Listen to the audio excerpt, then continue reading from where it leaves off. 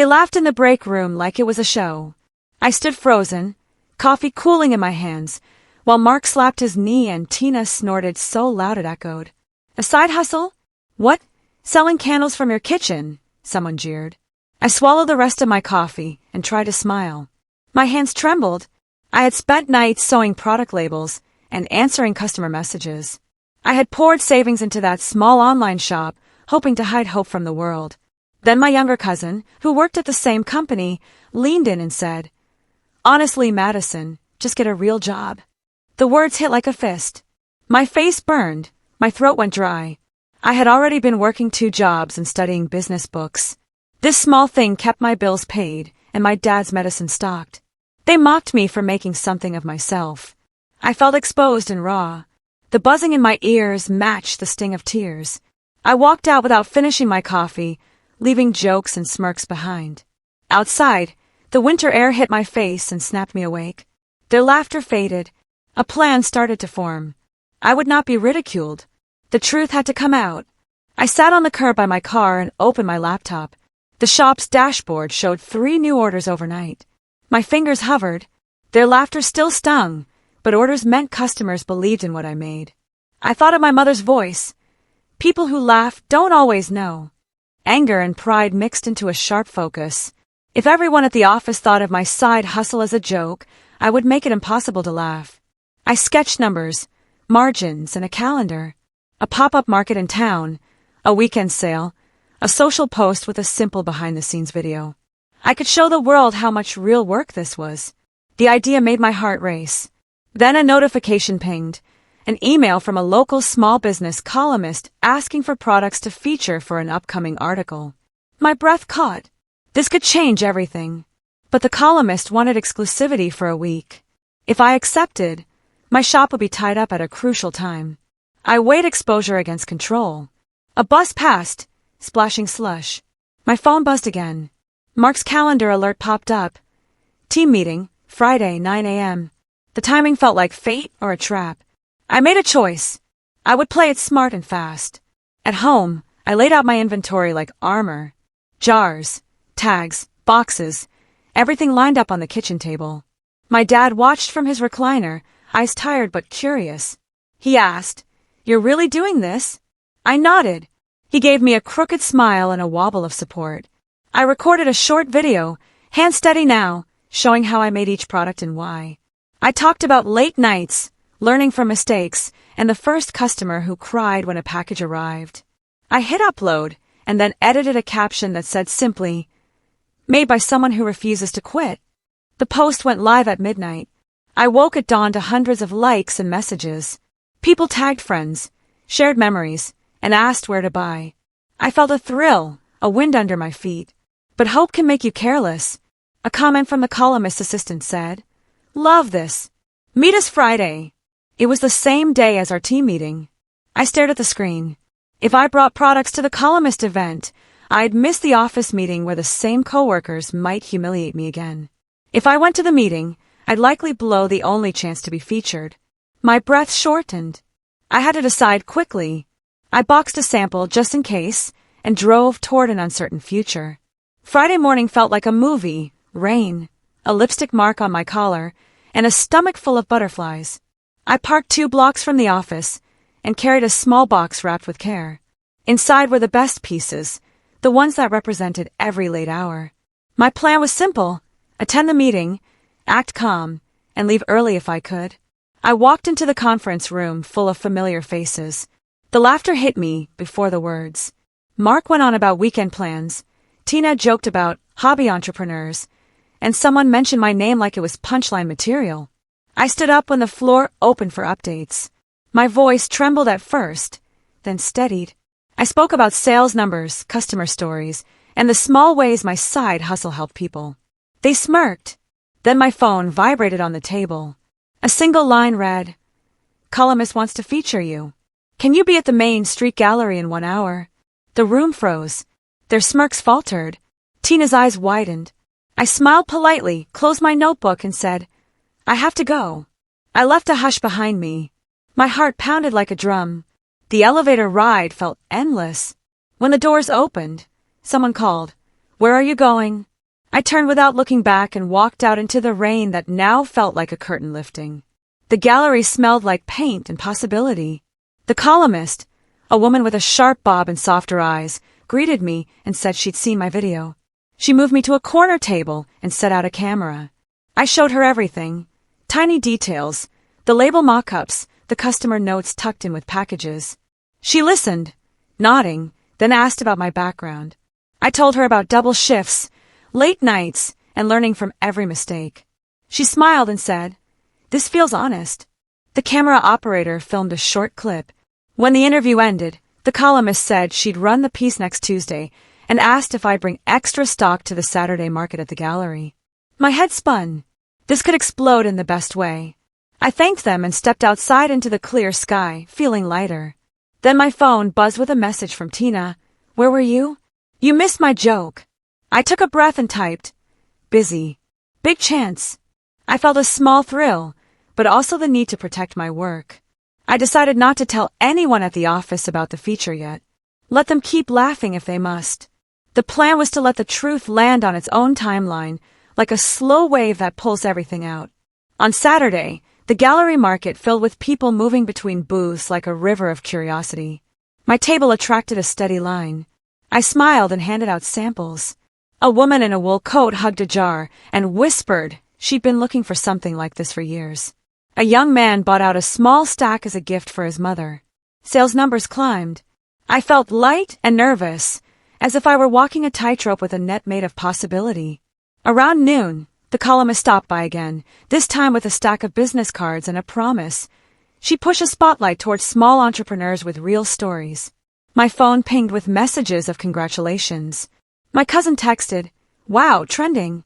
Then the worst happened.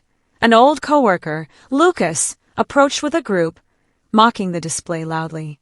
He pretended to read my price tag and laughed to make sure everyone noticed. My hands clenched around a jar. A nearby customer frowned and left. For a second I froze, remembering the break room. Then I did something small and sharp.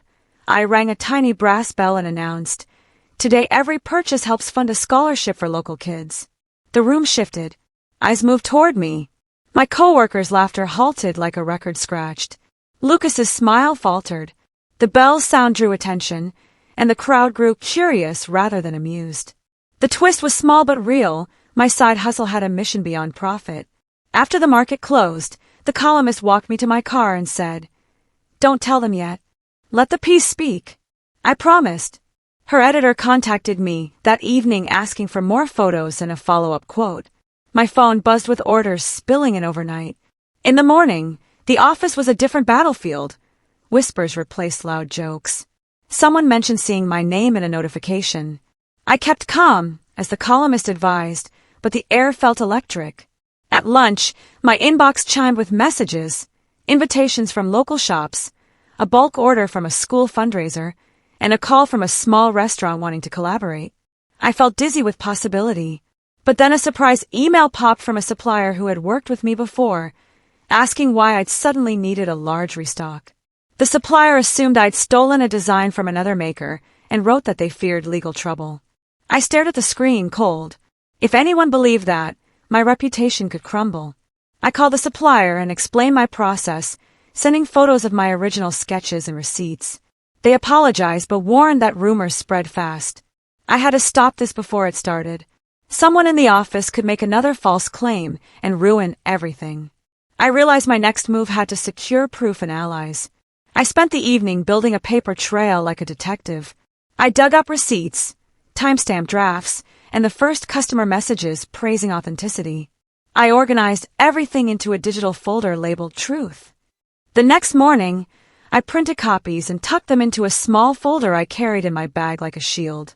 At work, Mark raised an eyebrow when he noticed I seemed tense. He asked if I was sick. I said no and kept my folder hidden for now. Lunch came and with it a message. The columnist's piece would publish today at noon. My heartbeat accelerated. I walked outside to the parking lot and opened the article on my phone. It read like someone had read my thoughts. Sleepless nights, small victories, the scholarship tie-in, and photos that made my products look like art. Comments poured in immediately, people writing, "Where can I buy?" And finally, someone real. My chest felt like it would burst. Back inside, the office watched the story trend. Whispers turned into people trickling to my desk asking questions, some surprised, others ashamed. Lucas avoided eye contact. Tina came by and muttered, "Congrats." Her voice sounded thin. But then a new message arrived. Someone claimed my product idea was copied from a bigger brand overseas. The accusation looked official and hurt my momentum. I opened my folder and made a decision. Transparency now. I called an emergency lunchtime meeting with the manager and presented my truth folder. I explained my creation process, showed sketches with timestamps, receipts, and the raw footage from my making videos. The manager listened, brow furrowed. The office became still. A murmur ran through the cubicles like a current. After I finished, the manager asked a few questions and then said, "We need to be fair here." He advised the accuser and me to sit down with HR. My heart thudded. The stakes had climbed. HR was slow but thorough, and they took my materials. The claimant's name was nowhere in our company, which meant the accusation came from a stranger online. HR said they'd contact legal authorities if the claim escalated. Relief washed over me, but it was short-lived. Later that day, a local influencer reposted the column and wrote that my scholarship angle was staged for publicity. The comment got dozens of shares. The crowd that had once cheered now seemed split, some suspicious, some protective. At my desk, someone slipped a note that read, "Nice stunt." My hands cramped with anger. I knew the truth, but other people's doubts could choke the business. I decided to pivot, bring the scholarship story to life in public, so no one could call it fake. I organized a small meetup at the community center and invited customers, neighbors, and the columnist. I announced scholarships, funded by a portion of sales, and invited locals to apply. The turnout surprised me. Families, students, and even a few coworkers showed up. The room bristled with real faces, not comments. I spoke, hands shaking, about why I started the scholarship, to honor my mother's teacher who'd given me a library card when I was 9. A woman raised her hand and said, "I saw your features and felt hope." Another parent thanked me for making kids' school lunches easier by donating kits. My heart swelled. The columnist wrote about the event in a follow-up, showing photos of smiling recipients. Sales surged again, and invitations to collaborate came one after another. But success paints a target. A competitor in a nearby city fired off a public complaint, claiming similarities between their brand and mine. They hinted at legal action. Panic whispered at the edges of my mind. I had to protect my designs legally and fast. I contacted a small business lawyer and scheduled a consultation. The twist was inevitable. Success had drawn attention from both fans and foes. The lawyer, a calm woman with practical glasses, reviewed my materials and nodded. She said there was enough to file a provisional trademark and to prepare for possible disputes. Her fees were a hit to my savings, but she outlined a payment plan and said, "Protecting the truth is an investment." I signed paperwork, feeling both relief and the bite of debt. The competitor's lawyer sent a cease and desist anyway, claiming my product infringed on their design. My stomach dropped. I forwarded everything to my lawyer and waited. While the legal wheels turned, a flattering invitation arrived. A regional boutique wanted to carry my line, but they needed exclusivity for 3 months. Exclusivity meant steady income, but limited reach temporarily. I considered the boutique's loyal customer base and the exposure it could bring. My scholarship fund could benefit from the steady flow. I agreed, but only after negotiating that local schools could still host my pop-ups. Then, in a twist I hadn't expected, my dad's health faltered. A hospital bill arrived that shook my new plans. I found myself balancing legal battles, exclusive offers, and family emergencies. The weight felt heavy. I closed my laptop late and watched the city lights blur. I decided to lean on the community that had formed and asked the columnist for help explaining my situation publicly.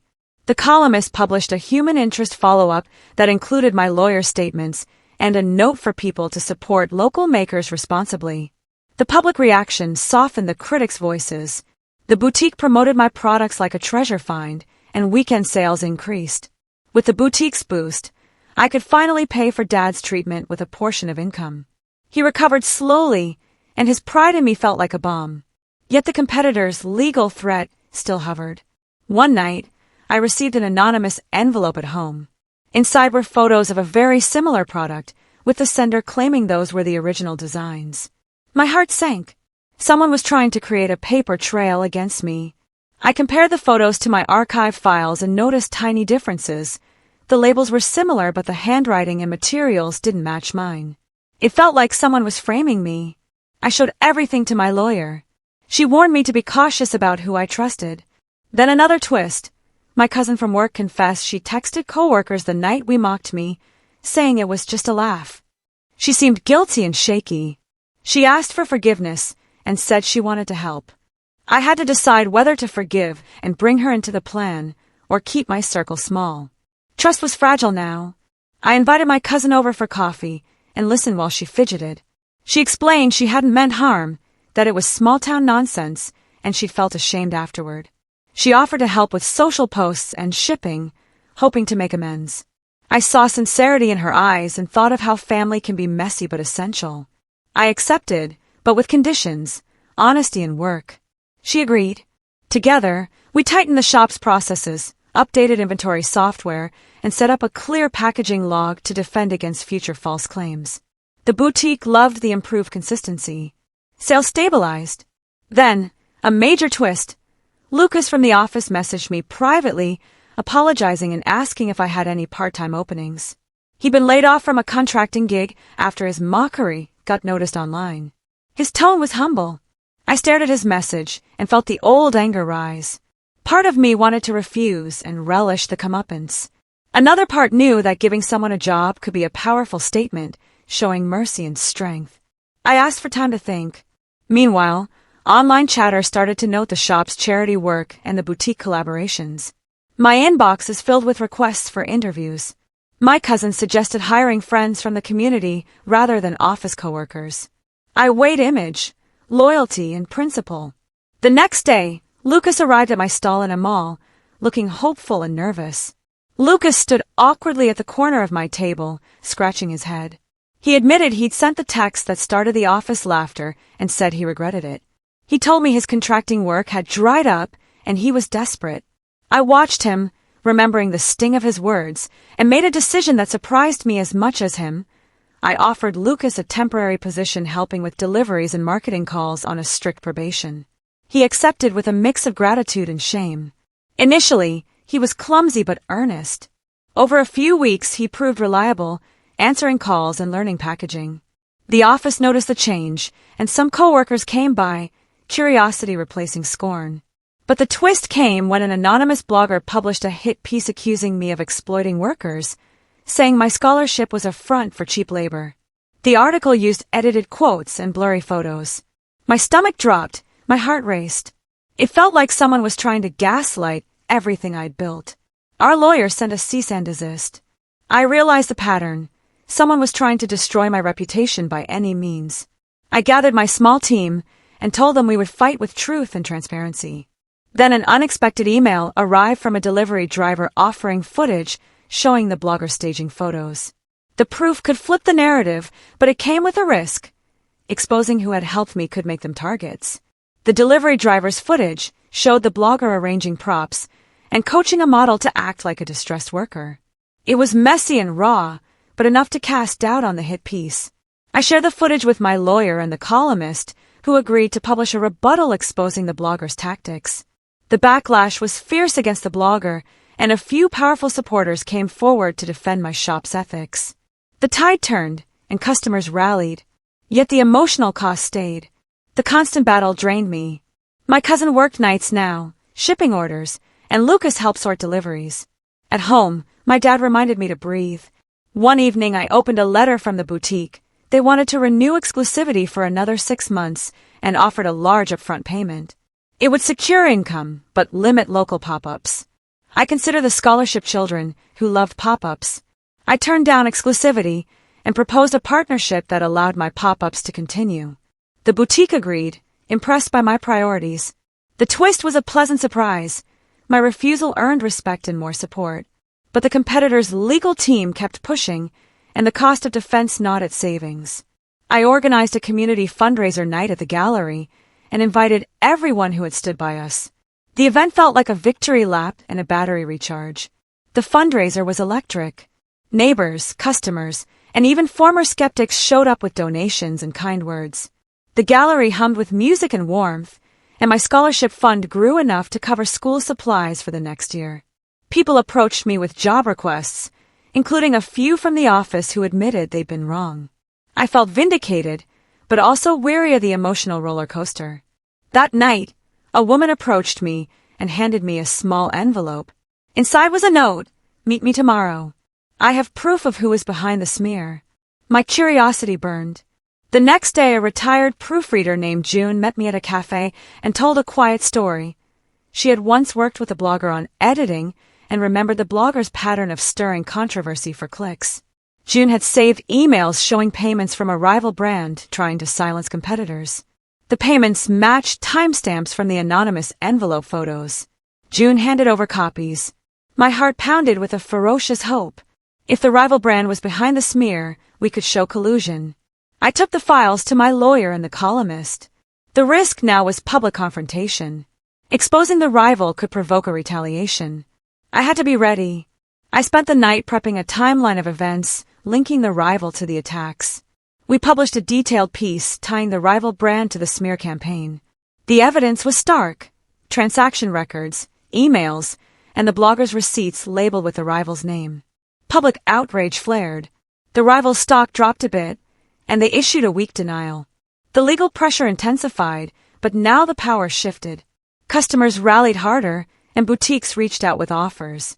My lawyer said we had enough to file a countersuit if they escalated. But amid the victory, a new twist arrived. The rival brand accused me of falsifying documents. They claimed the payments were forged. My chest tightened. The battle lines drew in lawyers and PR teams. I felt small against their resources. Lucas grew pale from stress. My cousin worked longer hours, and Dad's recovery faltered with worry. I had to show more than documents. I needed witnesses. June agreed to testify about the blogger's methods. Several suppliers confirmed payment trails, and a bank statement matched the dates. Our case grew stronger. Still, the threat of a protracted legal fight loomed. I considered a settlement but wanted the truth. I asked the columnist to run another piece focused on process and people, not just drama. It humanized the story and reminded the public who this fight was for: small makers and honest work. The public narrative shifted to a David and Goliath frame. Local news aired segments praising community defense of small business. Donations poured in to support legal defense funds for similar cases. My story became a symbol. The rival CEO held a press conference, but their words felt hollow. The legal filings went back and forth. June's testimony shook the blogger's credibility. Then, an unexpected twist. A whistleblower from inside the rival company reached out, offering internal memos showing a marketing team strategizing to discredit competitors. The memos were explosive and risky. If true, the rival would face severe consequences. The whistleblower asked for anonymity and protection. My lawyer set up secure channels and coordinated with the columnist's editors.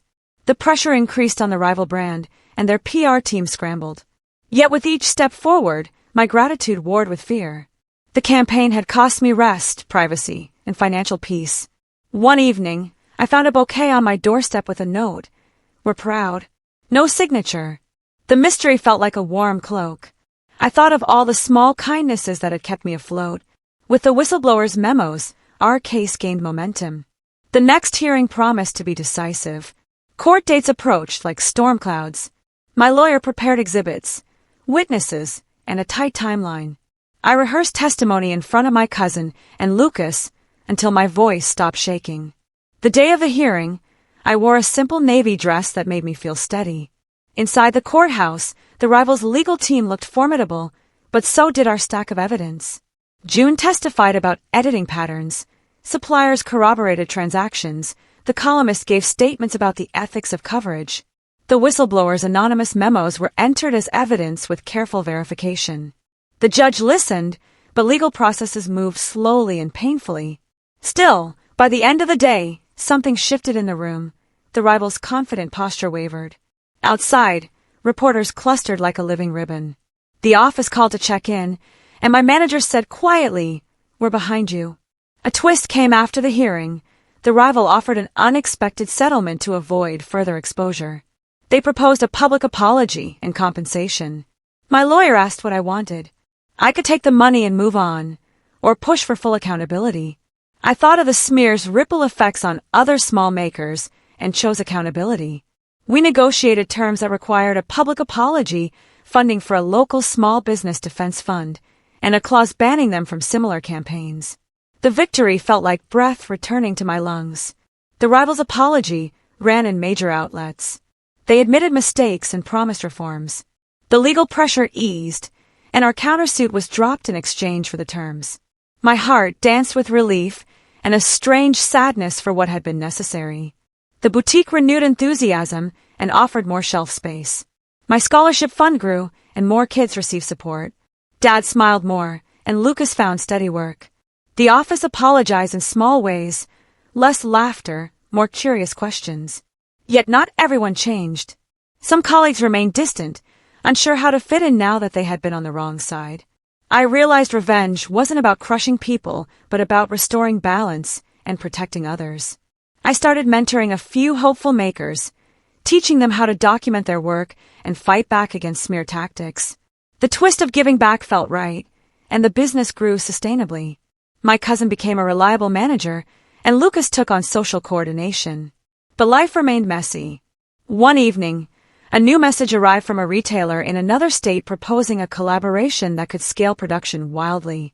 It was exciting and scary. I worried about losing control of quality and mission. I had to decide how big I wanted to grow without losing what made us honest. I weighed growth against purpose. My workshop felt like a small ship steering toward a bigger sea. I met with the out-of-state retailer and negotiated terms. A fair split, quality checks, and a clause protecting the scholarship mission. They sent samples and a plan for expanding production with local makers. We also discussed hiring practices and worker protection, things I cared about deeply. I agreed cautiously and set up a pilot run. The first large shipment went smoothly, and the retailer loved the authenticity. Sales increased, but so did the demands. I hired more help from nearby towns and invested in training. The twist was the discovery of a manufacturing shortcut at a supplier that could cut costs but harm quality. My team pushed back. I refused the shortcut, even when projections showed lost margins. Integrity felt non-negotiable. Profit came steadily, and community support remained strong. Over time, some former office mockers came by, slower now, asking for jobs. Lucas and I created openings for people to learn honest work, including a position that fit one former joker, transformed and humble. The shop became a place of second chances. I realized success was not a final trophy, but a daily choice to stay true. I also learned the power of telling the whole truth, warts and all, so others could learn. Years passed, and the shop became a small, regional name people trusted. The scholarship expanded into a nonprofit with a board of locals, and the boutique network carried our products in several towns. I kept records and transparency as a vow, teaching business ethics on weekends. My cousin and Lucas stayed loyal leaders, and new staff learned the craft.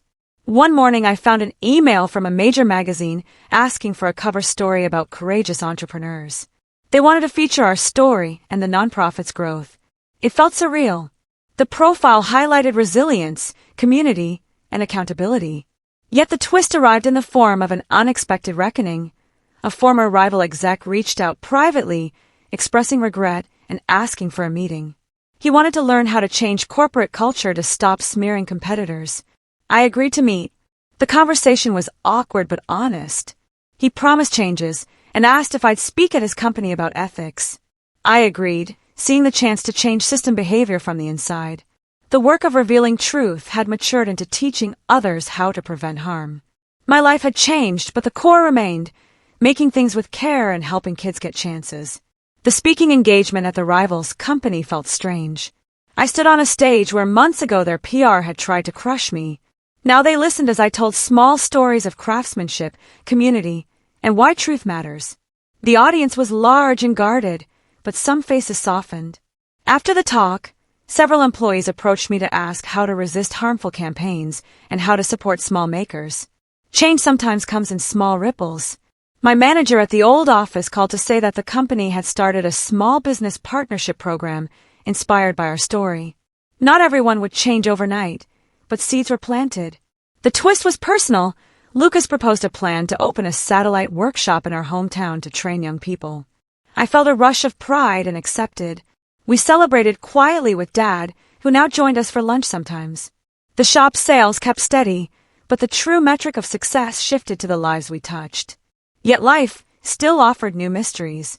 A man from a publishing house contacted me about writing a book about small business resilience, focusing on our legal fight and community response. I hesitated. Privacy mattered. After discussing terms that protected our team and the nonprofit beneficiaries, I agreed. The book would help others learn. Working with the publisher meant recounting painful details, but also seeing how far we'd come. Interviews and drafts led to edits that emphasized process over drama. The final draft highlighted lessons, how evidence, community, and transparency can withstand smear campaigns. The twist: the book's release coincided with a national award nomination for small business innovation, citing our nonprofit work. The nomination brought a chance to speak on television about entrepreneurship with heart. I practiced answers that honored our helpers, like June, the columnist, and the anonymous whistleblower who had asked for no credit but had changed everything. The award ceremony was bright and slightly unreal. When they announced our name, the room erupted. I felt a wave of gratitude, but also a quiet reminder: victory isn't a finish line. After the ceremony, a woman approached me and handed me a letter. She was a scholarship recipient from 10 years earlier and now a teacher. She said, "You changed my path." My eyes blurred. The final twist in that chapter felt gentle. My actions rippled into lives I might never fully see. Sitting in my small office, looking at jars on shelves and old sketches pinned like a map, I thought of where the story began. The break room laughter, the sting, the choice to fight with truth. The shop had grown, but the mission stayed simple: make honest things, protect our makers, and help kids learn. My cousin ran daily operations, Lucas led outreach, and a staff of people who once mocked or doubted became supporters or learned new paths. We had scars, the legal battle, the sleepless nights, but the outcome felt like more than revenge. It was justice paired with mercy. People who once mocked now knocked, asking for jobs or advice, eyes humble. I offered work to those willing to learn, because change is stronger when given space to grow. The final twist was quiet. The small-town office that once mocked my hustle brought our products to their holiday sale and donated proceeds to the scholarship. They learned, and we forgave. I closed my laptop, thinking of the children whose lives were brighter because of a tiny side hustle. I smiled, full and tired, knowing the truth had come out, and with it, a new chance for everyone. If you enjoyed the story, please subscribe to my YouTube channel and tap the bell to get notified the moment we drop a new story. And don't forget to like the video to help others find it.